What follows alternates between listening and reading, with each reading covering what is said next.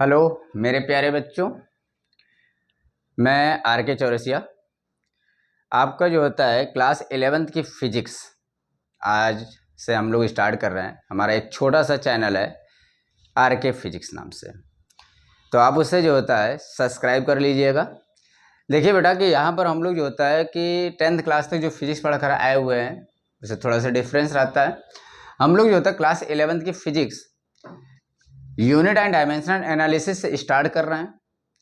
तो सबसे पहले यूनिट एंड डायमेंशनल एनालिसिस से जो हम लोग स्टार्ट कर रहे हैं तो इसके बारे में हम लोग जानेंगे। अगर जो होता है यूनिट क्या होती है, डायमेंशनल एनालिसिस के बारे में जानेंगे, फिजिकल क्वांटिटी के बारे में जानेंगे, ये सारी चीज़ें हम लोग पहले समझेंगे। ठीक है, देखो बेटा, सबसे पहले आप लोग जो होता है क्लास 9th में की चीज़ बता दे रहे हैं। जो आप लोग क्लास 9th में पढ़कर आते हैं, क्लास 9th में बेटा जो होता है आप लोग यूनिट के बारे में पढ़कर आते हो। और यूनिट में सबको पता है कि आप लोग जो होता है पहले 3 प्रकार की यूनिट पढ़कर आते हो। कौन कौन से पढ़कर आते हो बेटा? एमकेएस पढ़कर आते हो, सीजीएस पढ़कर आते हो, एफपीएस पढ़कर आते हो। ठीक है, आप लोग जो होता है ये 3 प्रकार की यूनिट पढ़कर आते हो क्लास 9th में। तो हम जो होता है बेटा यूनिट से ना स्टार्ट करके आप लोग सबसे पहले हम लोग पहुंच रहे हैं फिजिकल क्वांटिटी के पास। सबको पता है कि जो होता है एमकेएस मतलब क्या होता है? Metre kilogram second. सीजीएस मतलब क्या होता है? Centimetre gram second. एफपीएस मतलब क्या होता है? Foot pound second. क्लियर है? तो ये 3 प्रकार के यूनिट जो होता है हम लोग पढ़कर आते हैं। तो आज हम लोग स्टार्ट करने जा रहे हैं बेटा यूनिट एंड डायमेंशनल एनालिसिस। जो एनालिसिस हमें करना है, सबसे पहले हम लोग जानेंगे फिजिकल क्वांटिटी के बारे में। आखिर फिजिकल क्वांटिटी क्या होती है? The quantity which can be measured by an instrument and describe the law of physical world. बहुत सिंपल सी डेफिनेशन है, आप लोग इसको लर्न करने की जरूरत नहीं है, इसको बस समझ लो आप लोग कि ऐसी कोई फिजिकल क्वांटिटी हो, कोई भी क्वांटिटी हो जिसको हम किसी इंस्ट्रूमेंट के द्वारा मेजर करें और उसको जो होता है फिजिकल वर्ड के द्वारा डिस्क्राइब करें, तो ऐसे को हम लोग बोलते हैं बेटा फिजिकल क्वांटिटी। ठीक है, देखो बेटा फिजिकल क्वांटिटी का जो फार्मूला होता है, याद रखना आप लोग को, यानी यू होता है। क्या होता है? यानी यू। फिजिकल क्वांटिटी का बेटा फार्मूला जो होता है यानी यू होता है। और यन क्या होता है बेटा, इसको पता होना चाहिए कि न्यूमेरिकल वैल्यू होती है, न्यूमेरिकल वैल्यू। ठीक है, और यू क्या होता है बेटा? यूनिट होती है। यह एक प्रकार की कंपैरिजन है, इसको हम लोग बोलते हैं बेटा a comparison. A comparison. Clear है पहले इतनी बात? तो सबसे पहले जो होता है हम लोग पता होना चाहिए बेटा फिजिकल क्वांटिटी क्या है। फिजिकल क्वांटिटी हम लोग पता हो गया कि the quantity which can be measured by an instrument and describe the law of physical world. Clear है बात? और अब लोग को पता हो गया कि जो फिजिकल क्वांटिटी है बेटा, वो फिजिकल क्वांटिटी जो फार्मूला है वो होता है एन यू। क्या होता है? N you. एन क्या होता है? Numerical value. और यू क्या होता है बेटा? यूनिट होता है बेटा, इसे एक कंपेरिजन बोला जाता है। क्लियर है? देखो बेटा कि यहाँ पर जो होता है कि ये जो फार्मूला हमने बताया है, इसका मीन्स क्या है? इसका मीन्स ये होता है बेटा कि अगर मान लो कि जैसे हमने कहा कि मेरी प्यारी बिंदु, मेरी प्यारी बिंदु, जो बिंदु है बेटा ये, अब बिंदु मतलब समझ लो कि जो होता है क्या है कि प्यार मोहब्बत की बातें हैं। तो मेरी प्यारी बिंदु ये क्या कर रही है? बिंदु जो होता है क्या है कि अपने मम्मी के साथ में, अपने मम्मी के साथ में मार्केट गई है बेटा। कहाँ गई है? मार्केट। जब बेटा मार्केट गई तो मार्केट से जो होता है इसको घर का सामान खरीदना था, खाना वाना बनाना था।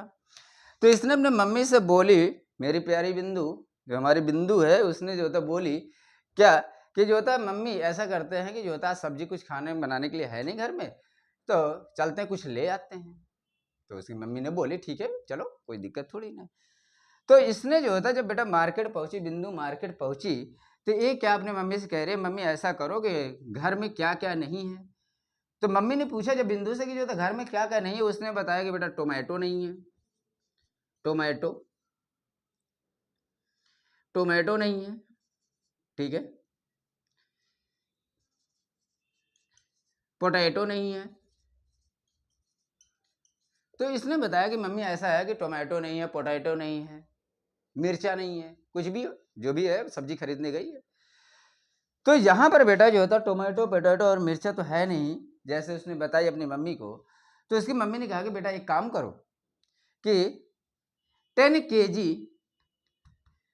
केजी हम जो होता टोमेटो ले लेते हैं और 1 केजी पोटैटो ले लेते हैं,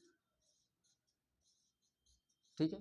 ऐसे तो बिंदु की मम्मी ने बोली कि ऐसा करो बेटा 10 केजी टोमेटो ले लो, टमाटर जो इस समय बहुत महंगा है, और जो होता 1 केजी जो होता बेटा पोटैटो लो, आलू बड़ा सस्ता है, आराम से जो होता 1 किलो भी आज काम चल जाएगा, ठीक। तो यहाँ पर जो होता फिर बिंदु ने अपने मम्मी को समझा रही है क्या, कि बिंदु ने अपने मम्मी को बताई कि मम्मी ऐसा है, ये जो आपने खरीदा है ना, ये जो 10 है ये आपका जो होता न्यूमेरिकल वैल्यू है, ये जो 10 है ये आपका न्यूमेरिकल वैल्यू है, और जो केजी लिखा है ना बेटा ये जो होता आपका यूनिट है।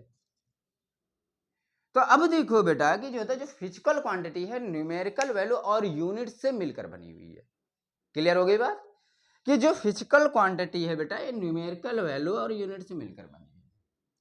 तो बिंदु ने अपने मम्मी को ये चीज समझाया कि मम्मी ये जो आपने 10 केजी जो होता है टोमेटो आपने लिया है, उसमें से जो 10 है वो न्यूमेरिकल वैल्यू है। उसके मम्मी को पता नहीं था ना फिजिकल क्वांटिटी क्या होती है, तो जाना अपने मम्मी के साथ में जो होता है मम्मी को सिखाना फिजिकल क्वांटिटी क्या होती है, ठीक है।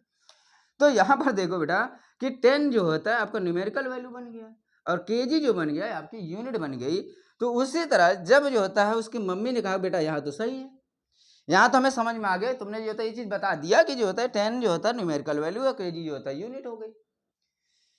फिर उसकी मम्मी ने बिंदु की मम्मी ने पूछा कि बेटा इसमें क्या है, तो उसने फिर बताया कि मम्मी इसमें जो 1 है ना ये भी न्यूमेरिकल वैल्यू है और जो केजी है ना ये भी यूनिट है।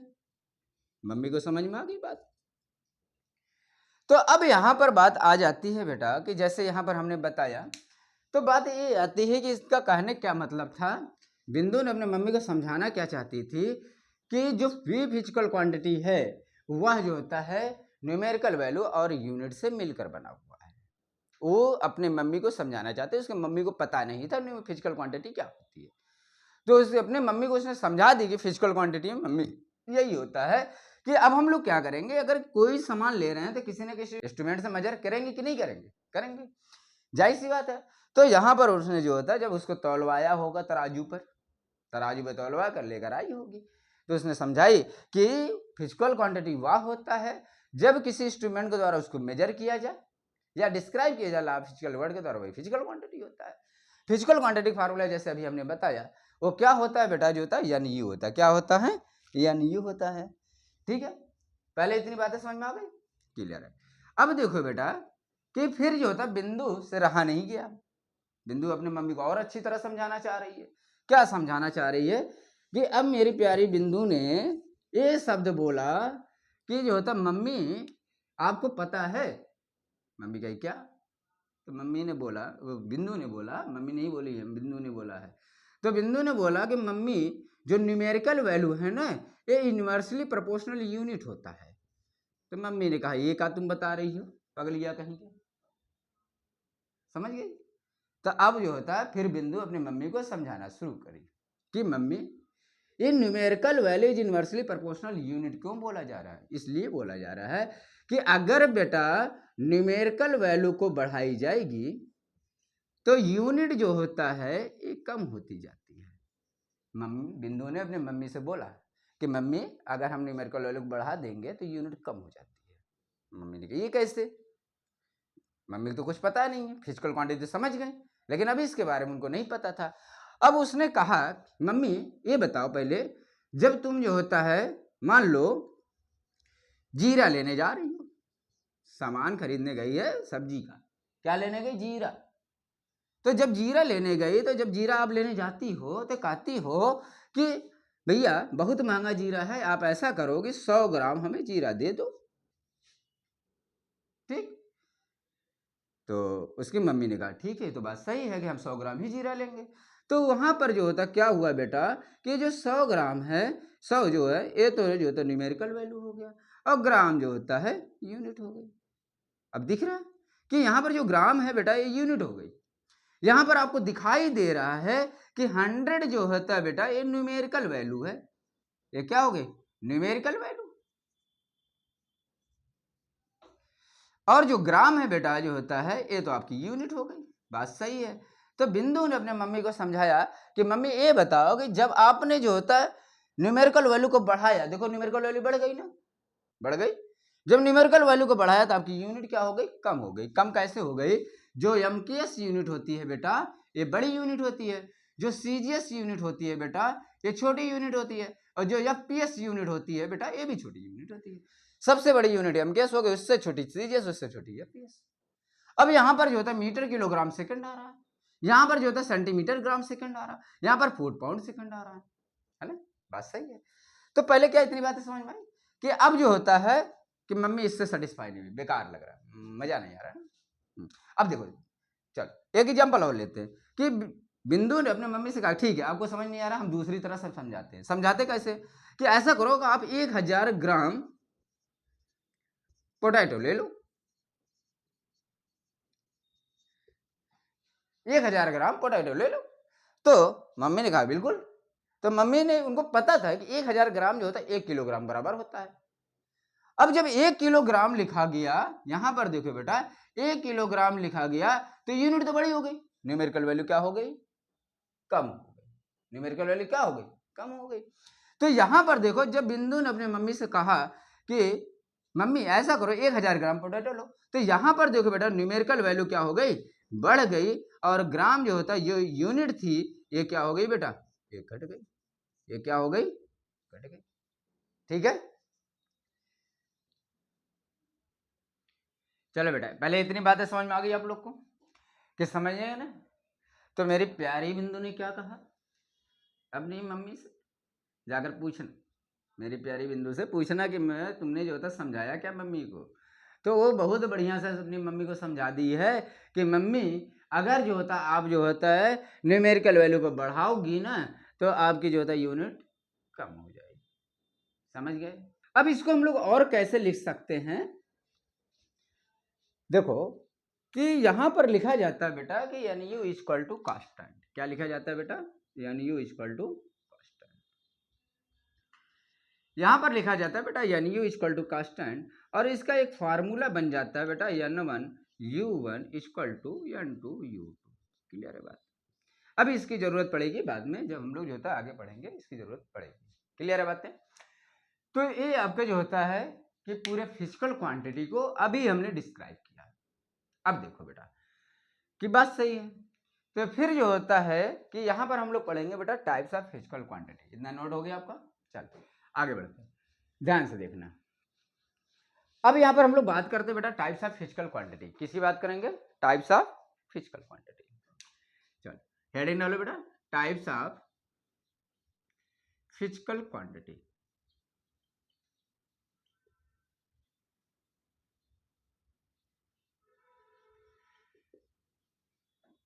मेरी प्यारी बिंदु, देखो बेटा टाइप्स ऑफ फिजिकल क्वांटिटी। तो टाइप्स ऑफ फिजिकल क्वांटिटी में अगर हम लोग देखेंगे तो ये बेटा जो होता है 3 टाइप्स का हो गया। कितने टाइप हो गया? 3 टाइप्स के। कौन कौन हो गया? एक है भैया मुन्नू, जिसका नाम है फंडामेंटल। क्या नाम है? फंडामेंटल। ठीक है, एक होता है फंडामेंटल। दूसरा है बेटा जो होता है derived physical quantity, derived physical quantity. तीसरा है बेटा supplementary physical quantity, supplementary physical quantity. ठीक है, ये 3 प्रकार का फिजिकल क्वांटिटी हो गया। तो यहाँ 3 प्रकार की क्वांटिटी हो गया बेटा कि फंडामेंटल फिजिकल क्वांटिटी हो, दूसरा डेराइव्ड फिजिकल क्वांटिटी हो गया, तीसरा सप्लीमेंट्री फिजिकल क्वांटिटी हो गया। क्लियर है बातें? अब हम लोग जानेंगे फंडामेंटल फिजिकल क्वांटिटी क्या होता है। जो फंडामेंटल फिजिकल क्वांटिटी होता है बेटा ये खुद की इसकी एक क्वांटिटी है। क्या है बेटा? खुद की इसकी क्वांटिटी है। ये कहता है कि हमें किसी की जरूरत नहीं है। क्या कहता है? हमें किसी की जरूरत नहीं है, हमारे पास सब कुछ है। इसको बड़ा घमंड है। ये है डेराइव्ड फिजिकल क्वांटिटी। ये बेटा इससे दबार आता है। ये जो होता है जो डेराइव्ड फिजिकल क्वांटिटी इसी से मिलकर बना हुआ है। हमने पापा नाम क्यों दिया? क्योंकि बेटा तुम लोग जो है ना अपने पापा मम्मी से मिलकर बने हो। तो ये जो होता है इसीलिए जो होता है डेराइव्ड फिजिकल क्वांटिटी छोटा है। तो ये जो होता है फंडामेंटल से ही मिलकर बना हुआ है। अब ये बेचारा आता है तो बेकार निकल जाता है। ये तो इसके पास ना तो यूनिट होते हैं ना तो डायमेंशन होता है, बैठा रहता है। समझ गए? तो सबसे पहले हम लोग क्या करेंगे बेटा, फंडामेंटल फिजिकल क्वांटिटी के बारे में पढ़ेंगे। चलो स्टार्ट करते हैं कि अगर फंडामेंटल फिजिकल क्वांटिटी क्या होती है। ट्राई करें, पहले से आप लिख लीजिए, रब कर दे। ओके, ध्यान से देखो। आइए, तो सबसे पहला हमें पढ़ना है बेटा fundamental physical quantity.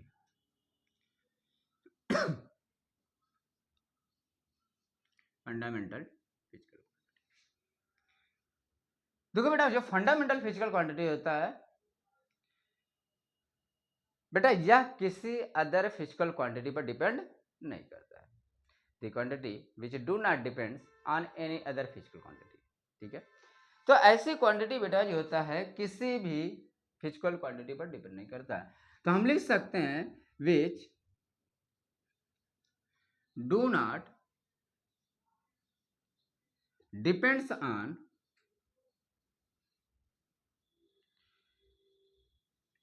any other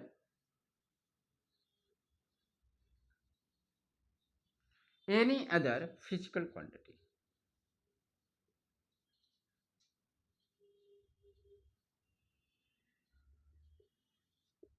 clear है? तो याद रहे बेटा कि जो फंडामेंटल फिजिकल क्वांटिटी हमने जैसे बोला कि इसकी खुद की एक क्वांटिटी है, इसकी खुद की एक पहचान है, ये किसी भी फिजिकल क्वांटिटी पर डिपेंड नहीं करता। तो यहां पर देखो बेटा इसीलिए बोला जाता है फंडामेंटल फिजिकल क्वांटिटी को विच do not depends on any other physical quantity. बात सही? बात समझ में आई? ठीक, आगे बढ़ते हैं। देखिए बेटा जो फंडामेंटल फिजिकल क्वांटिटी है एक किसकी खुद की जो क्वांटिटी वो कितने प्रकार की होती है, इसीलिए इसको बोला गया 7 टाइप्स के। कितने टाइप बोला गया? 7 टाइप्स के। कौन कौन हो गया? कौन कौन हो गया? पहला लेंथ हो गया, दूसरा मास हो गया, तीसरा टाइम हो गया, चौथा टेम्परेचर हो गया, पांचवा इलेक्ट्रिक करंट हो गया, इलेक्ट्रिक करंट हो गया, 6 वाला है बेटा ल्यूमिनस इंटेंसिटी,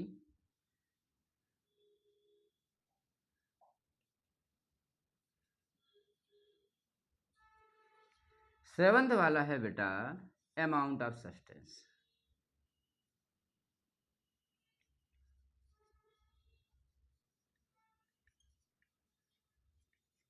सही है बात? क्लियर है? तो यहां पर बेटा हम लोग कितने प्रकार की क्वांटिटी देख ली फिजिकल क्वांटिटी में, फंडामेंटल में? Length, mass, time, temperature, electric current, luminous intensity, amount of substance. अब यहां पर जो होता है बेटा इसकी यूनिट देख लेते हैं। क्या देख लेंगे? यूनिट। लेंथ की यूनिट क्या होती है? मीटर। मास की यूनिट क्या होती है? किलोग्राम। टाइम की यूनिट क्या होती है? सेकंड। टेम्परेचर की यूनिट क्या होती है? केल्विन। इलेक्ट्रिक करंट की यूनिट क्या होती है बेटा? एम्पियर। ल्यूमिनस इंटेंसिटी की यूनिट क्या होती है बेटा? कैंडला। और इसकी यूनिट होती है बेटा मोल अमाउंट ऑफ सब्सटेंस। पहले इतनी बातें सबको समझ में आ गई? ठीक है, अब देखो बेटा इसका सिंबल क्या होता है। सिंबल हम लोग देख लेते हैं। मीटर को बेटा जो होता है स्मॉल एम से रिप्रेजेंट करोगे, किलोग्राम को केजी से रिप्रेजेंट करोगे, सेकंड को एस इस सी से रिप्रेजेंट करोगे, केल्विन को बेटा कहीं कहीं के से लिखा रहता है, कहीं कहीं थीटा भी लिखा रहता है।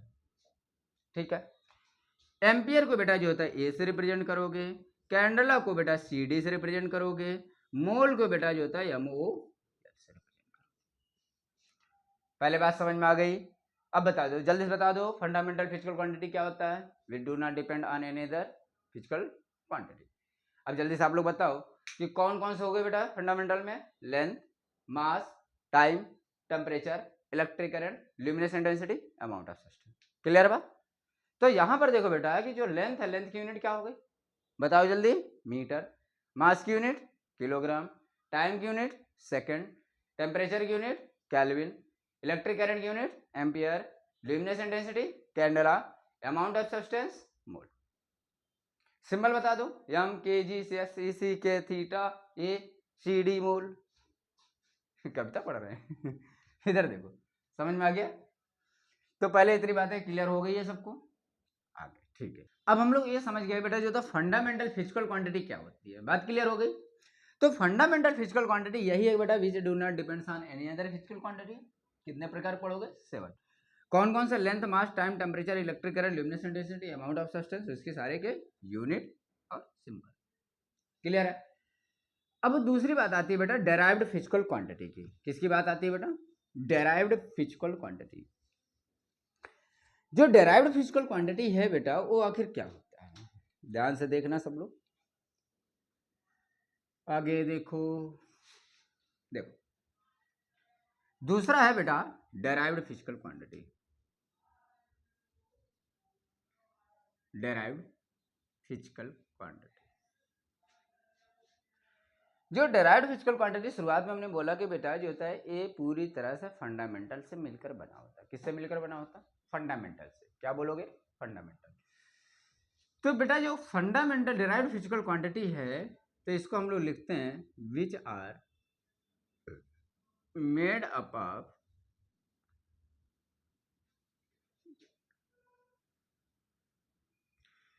Fundamental physical quantity.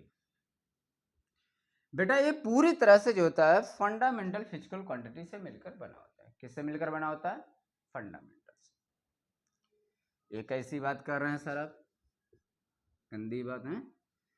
देखो बेटा ये सच तो सच कैसे है? ध्यान से देखो कि पहले एग्जाम्पल से लेते हैं, एग्जाम्पल से समझाते हैं कि पहले हम क्या करते हैं। छोटा सा एग्जाम्पल लेते हैं, एरिया। क्या ले लें?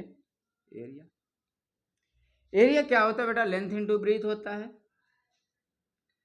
लेंथ को किससे मेजर करोगे? मीटर से। किससे करोगे? मीटर से।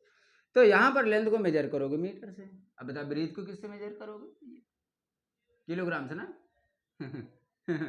इधर देखो, मीटर से ही मेजर करेंगे। कुछ लोग सोच रहे होंगे किलोग्राम से मेजर करेंगे, तो यहां पर क्या हो जाएगा बेटा? मीटर स्क्वायर हो जाएगा। अब तुम लोग देखे थे बेटा जो मीटर है, मीटर किस में आया था? फंडामेंटल में आया था। आया था कि नहीं? लेंथ की यूनिट क्या थी? मीटर थी। तो यहां पर किस में आया था? फंडामेंटल में आया था। किस में आया था? फंडामेंटल। तो अब बताओ जो ये हमने डेरिवेट किया है, ये जो हमने डेरिवेट किया है ये तो डेराइव्ड फिजिकल क्वांटिटी हो गया। फिर इसको हमने डेरिवेट किया तो पूरी तरह से किससे मिलकर बन गया? फंडामेंटल से। दूसरा एग्जांपल जैसे वॉल्यूम ले लेते। क्या ले लेते बेटा? वॉल्यूम। वॉल्यूम लेंगे तो क्या हो जाएगा? Length into breadth into height. तो तीनों को किससे मेजर करेंगे? मीटर से। किससे मेजर करेंगे? मीटर से। किससे मेजर करेंगे? मीटर से। तो क्या हो जाएगा बेटा? मीटर की पावर। बात सही है, बात सही है। चल अब आ जाओ, अगला एग्जांपल लेते हैं वेलोसिटी। क्या ले लेते हैं? वेलोसिटी। वेलोसिटी जो होता है बेटा क्या होती है? Change in displacement upon change in time. मतलब इसको हम ऐसा लिख सकते हैं, चेंज इन डिस्प्लेसमेंट अपॉन में चेंज इन टाइम। जो डिस्प्लेसमेंट होता है बेटा इसको भी मेजर हम लोग करते हैं मीटर में। किस में करते हैं? मीटर में। तो यहां पर इसको जो होता है इसकी यूनिट हो गई मीटर, टाइम की यूनिट हो जाएगी सेकेंड। तो इसकी जो वेलोसिटी की यूनिट निकल कर आएगी बेटा वो मीटर पर सेकंड आ जाएगी। बताओ मीटर किस में था? फंडामेंटल में था। किस में था? फंडामेंटल में। और सेकंड किस में था? फंडामेंटल में था। सही है बात? और एग्जांपल लें, चल एक्सीलरेशन ले लें। क्या ले लें? एक्सीलरेशन। एक्सीलरेशन क्या होता है बेटा? यहां पर चेंज इन वेलोसिटी अपॉन में change in time, rate of change of velocity with time is called acceleration. ठीक है, जो वेलोसिटी है बेटा इसकी यूनिट अभी भी हमने पढ़ा कि मीटर पर सेकंड है। क्या है बेटा? मीटर पर सेकंड। टाइम की यूनिट क्या होती है बेटा? सेकंड। यहां पर देखो क्या बन गया बेटा, एक्सीलरेशन की जो यूनिट बन गई ये क्या बन गई बेटा? मीटर पर सेकंड स्क्वायर। अब जल्दी से बताओ कि ये जो हमने सारा एग्जांपल अभी लिए हैं तो किससे मिलकर बन रहा? फंडामेंटल से मिलकर बन रहा। तुम्हें मीटर जो होता है बेटा किसमें दिखाई दिया? फंडामेंटल। सेकंड किसमें दिखाई दिया? फंडामेंटल। क्लियर है बात? अब ध्यान से देखो, आगे बढ़ते हैं बेटा, कुछ और एग्जांपल हम लोग लेते हैं इसी का, ध्यान से देखना सब लोग, और एग्जांपल लेते हैं। अब देखो बेटा, जैसे हम लोग फोर्स का एग्जांपल ले लेते हैं। किसका ले लेते बेटा? फोर्स का। फोर्स क्या होता है? देखो जैसे हमने लिख दिया फोर्स, ठीक है, फोर्स की क्या फार्मूला होता है बेटा? Mass into acceleration. फोर्स क्या फार्मूला होता है? Mass into acceleration. अब पता है बेटा कि मास की यूनिट क्या होती है? किलोग्राम। एक्सीलरेशन क्या यूनिट होती है? मीटर पर सेकंड स्क्वायर। जब हमने फोर्स को डिराइव्ड किया तो बेटा डिराइव्ड करने के बाद जब इसकी यूनिट को लिखा, वह यूनिट किससे मिलकर बनी हुई है? फंडामेंटल से। किससे मिलकर बनी हुई है? फंडामेंटल से। और एग्जांपल लेते हैं, जैसे वर्क ले लेते हैं। क्या ले लेते हैं? वर्क। वर्क क्या होता है बेटा? Force into displacement. अब फोर्स की भी यूनिट पढ़ा हम लोग, क्या पढ़ा बेटा? किलोग्राम मीटर पर सेकंड स्क्वायर इनटू मीटर। देखो बेटा वर्क क्या निकल कर आ गया? किलोग्राम मीटर स्क्वायर पर सेकंड स्क्वायर। ठीक है, बात सही है। जैसे हम लोग चार्ज का फार्मूला ले लेते हैं, Q equal to I T. जैसे हम लोग चार्ज का फार्मूला ले लेते हैं, चार्ज के फार्मूले में इसको रिप्रेजेंट करते हैं बेटा Q से। किससे करते हैं? Q से। Q इक्वल टू क्या होता है बेटा? I T. क्या होता है? I T. तो यहां पर इलेक्ट्रिक करंट है। आई क्या है बेटा? इलेक्ट्रिक करंट है। पहले समझना, आई क्या है? इलेक्ट्रिक करंट है।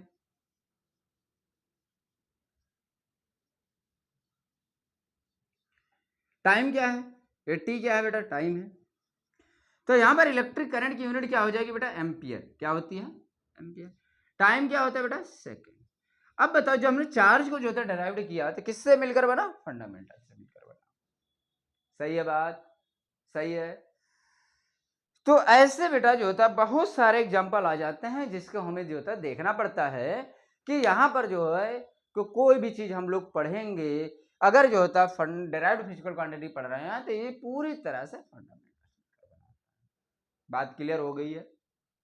कोई दिक्कत? ठीक। बाकी कोई प्रॉब्लम आप लोग को हो तो वीडियो के लास्ट में जाकर कमेंट करके आप बता सकते हैं कि सर जो होता है ये चीज़ हमें नहीं आ रहा है। अब कमेंट में जो होता है हमें ज़रूर बताइएगा कि सर जो होता है कोई ऐसा एग्जाम्पल है जो आपको समझ नहीं आ रहा, तो कमेंट करके हमें बता दीजिएगा, हम उसको जो होता है रिप्लाई कर दिया करेंगे। क्लियर है बात?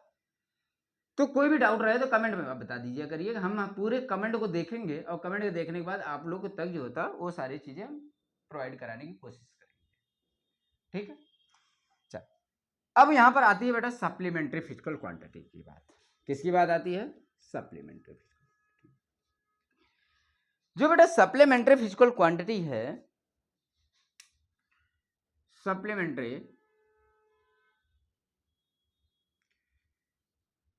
फिजिकल क्वांटिटी जो है यह बेटा जो होता है यूनिटलेस एंड डायमेंशनलेस होता है। एंड डायमेंशनलेस होता है।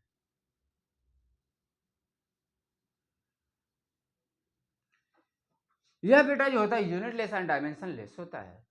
यहां पर दो बातें आती हैं बेटा, एक आता है प्लेन एंगल, प्लेन एंगल, दूसरा आता है बेटा सॉलिड एंगल, दूसरा आता है सॉलिड एंगल। जो प्लेन एंगल की यूनिट होती है बेटा वो होती है रेडियन, जो सॉलिड एंगल की यूनिट होती है बेटा उसका नाम होता है स्टेरेडियन, ठीक है। प्लेन एंगल की यूनिट होती है बेटा रेडियन, सॉलिड एंगल की यूनिट होती है स्टेरेडियन। यहाँ पर प्लेन एंगल के हम लोग पता है ना क्या यूनिट होती है, रेडियन, और इसे रिप्रेजेंट किससे किया जाता है बेटा, आर ए डी से करोगे, किससे करोगे, आर ए डी से। यहाँ पर देखो बेटा कि अगर प्लेन एंगल का डेफिनेशन क्या है, प्लेन एंगल जो होता है एक रेडियन क्या कहलाता है, जो 1 रेडियन है वो क्या कहलाता है, वो कहता है the angle subtended at the centre, the angle subtended at the centre, जो एंगल जो होता है सेंटर पर बन रहा है बाई एन आर्क, मतलब एक आर्क द्वारा। कहने का मतलब है कि हमने जो होता है एक सर्कल लिया, इस सर्कल को इस सेंटर से हमने क्या कर दिया, इतना जो होता है आर्क को काट लिया, इतने आर्क को जो यहां पर सेंटर पर एक एंगल बन रहा है, इतने आर्क को निकालकर लाकर यहां पर रख दिया। नहीं समझ में आया, इधर एक सर्कल लिया, सर्कल का हमने क्या किया, इधर आर्क काटा, इधर आर्क काटने के बाद क्या किया बेटा, इसको लाकर यहां पर रख दिया। ये पूरा क्या हो गया बेटा, सरफेस हो गया, ये पूरा क्या हो गया, सरफेस हो गया। तो वही लिखा गया 1 radian is the angle subtended at the centre by an arc equal is length. कैसा होगा बेटा, इक्वल इन लेंथ, लेंथ कैसी है, equal, equal is in length to the radius of the circle. दोनों का रेडियस जो होता है बेटा सेम है कि नहीं है, अलग अलग तो नहीं है, दिखाई दे रहा है। तो यहां पर देखो बेटा हमने क्या कर दिया, एक सर्कल लिया, इस सर्कल को सेंटर से जो होता है इक्वल लेंथ पर, रेडियस की एक इक्वल लेंथ पर आर को काट कर लाकर यहां पर रख दिया। यहां पर जो एंगल बना हुआ है, यहां पर जो एंगल बना हुआ है, ये तुम्हारा क्या है बेटा, प्लेन एंगल हो गया। क्या हो गया बेटा, प्लेन एंगल हो गया। तो जो प्लेन एंगल का जो होता है बेटा, यहां पर जो प्लेन एंगल की जो होता है तुम्हारी फार्मूला बनती है, वो क्या बनते हैं बेटा, डीएस अपान में लेंथ। क्या बन जाती है बेटा, डीएस, सॉरी रेडियस, डीएस अपान में रेडियस बन जाती है। तो यहां पर जो प्लेन एंगल का फार्मूला बनता है बेटा, वो इसको हम लोग लिख देते हैं डीएस अपान में रेडियस, या डीए अपान में रेडियस भी कहीं कहीं लिखा रहता है, ठीक। पहले बात समझ में आ गई, नहीं है। हमने क्या कर दिया, जैसे हमने बोला 1 radian is the angle subtended at this centre by an arc is equal in length to the radius of the circle. हमने क्या कर दिया बेटा, एक सर्कल खींचा, उस सर्कल से इक्वल रेडियस की जो होता है एक आर्क को काट लिया, और उस आर्क को काट कर लाकर रख दिया। कहां पर रख दिया, यहां पर। जैसे आर्क को लाकर यहां पर हमने रखा, तो हमने देख रहे हैं कि बेटा इक्वल रेडियस की जो होता है 2 लेंथ है, तो ये प्लेन एंगल जो फार्मूला बना डीएस अपान में। अब आप लोग को हमने बता भी दिया है कि प्लेन एंगल की जो यूनिट होती है क्या होती है बेटा, रेडियन होती है। क्या होती है, रेडियन होती है। चल अब प्लेन एंगल के बाद हम लोग क्या देखेंगे बेटा, सॉलिड एंगल। अभी हमने बताया कि सॉलिड एंगल जो यूनिट होती है क्या होती है, स्टेरेडियन। प्लेन एंगल की यूनिट क्या होती है, रेडियन होती है। क्या होती है, और वहां पर हमने बोला कि जो होता है बेटा कोई भी सर्कल से अगर जो होता है सेंटर से सबटेंडेड एंगल बन रहा है, मतलब सेंटर पर सबटेंडेड हो रहा है, जो भी एंगल हो रहा है वो सेंटर पर सबटेंडेड अगर हो रहा है, तो उसमें हम लोग क्या करें कि जो होता है एक आर्क को काटकर, क्या किया, एक आर्क को काटकर इक्वल लेंथ ऑफ रेडियस की आर्क को काटा, काट कर जो होता है उसे अलग किया, और काटने के बाद जब हमने देखा कि जो होता है उसके जो होता है बीच में सेंटर पर एक एंगल सबटेंडेड हुआ, ऐसे को हम लोग बोलते हैं प्लेन एंगल। क्या बोलते हैं, प्लेन एंगल। अब यहां पर आती है बेटा सॉलिड एंगल की, क्या बात आती है, सॉलिड एंगल। सॉलिड एंगल की यूनिट क्या होती है बेटा, स्टेरेडियन होती है। क्या होती है, स्टेरेडियन। तो एक अगर स्टेरेडियन को हमें डिफाइन करना हुआ तो क्या कहेंगे, this solid angle subtended at the centre. ये भी वही बात है, ये भी क्या वही बात है कि हमने क्या कर दिया कि 2 आर्क के रूप में इस तरह हमने काटा सेंटर से सबटेंडेड, और ये जो आपका एंगल बन रहा है ये बहुत छोटा सा एंगल बन रहा है। कौन सा एंगल बन रहा है, छोटा सा। इसको हम लोग क्या बोल दिए बेटा, डी ओमेगा। सॉलिड एंगल को जब भी रिप्रेजेंट करोगे तो किससे करोगे, ओमेगा से। किससे करोगे, ओमेगा से। तो यहां पर जो होता है छोटा सा एंगल बना है, इसको बोल दिया डी ओमेगा। तो अगर हमें एक स्टेरेडियन को डिफाइन करना हुआ, अगर आपसे कोई पूछता है कि एक स्टेरेडियन को डिफाइन करना हुआ तो कैसे डिफाइन करोगे, तो कहोगे this solid angle subtended at the centre of a sphere. मतलब कोई गोला एक ले लिया गया है, सर्कल नहीं लिया गया, यहाँ पर गोला लिया गया। स्फीयर और सर्कल में अंतर है, पहले बता दे रहे हैं। तो यहां पर देखो बेटा कि क्या बोलोगे, this solid angle subtended at the centre of a sphere by that surface of the sphere, surface of the sphere, sphere के सरफेस को देख, which is equal in area of the square, which is equal in area of the square क्या बोलोगे? Of the radius of the sphere. Sphere जो काटोगे उसके तो radius बनेंगे ना। तो यहां पर जो है बेटा सॉलिड एंगल जो फार्मूला बनता है D omega equal to D A upon में आर स्क्वायर। क्लियर होगी बात? तो आज हम लोग इतना तक रखते हैं। अब जो है बेटा हम लोग को करना है डायमेंशनल एनालिसिस इसके बाद। तो आज इतना तक आप लोग इसको जो था नोट करिए। हमारा जो सेकंड लेक्चर आने वाला, जो सेकंड वीडियो आएगा, उसमें आपको जो था पूरी तरह से जो था डायमेंशनल एनालिसिस कराएंगे। और dimensional analysis unit and dimension analysis में बहुत मुझे लग रहा है कि 3 लेक्चर में हो जाएगा। ठीक है, तो अभी आप जो होता है पहले इतना तैयार करेंगे। पहले आज हम लोग क्या क्या पढ़ डाले, फिजिकल क्वांटिटी के बारे में जान गए। तो हमने कहा कि जो होता है फिजिकल क्वांटिटी क्या होता है, जब किसी भी क्वांटिटी को मेजर करे किसी इंस्ट्रूमेंट के द्वारा या डिस्क्राइब करे ला फिजिकल क्वांटिटी के द्वारा। हमने फिजिकल क्वांटिटी फार्मूला बताया यानी यू, क्या बताया यानी यू। तो आज जो होता है हम लोग फिजिकल क्वांटिटी के बारे में जान लिए। 3 प्रकार के फिजिकल क्वांटिटी भी पढ़ा। कौन कौन पढ़ा जो होता है? Fundamental physical quantity, derived physical quantity, supplementary physical quantity.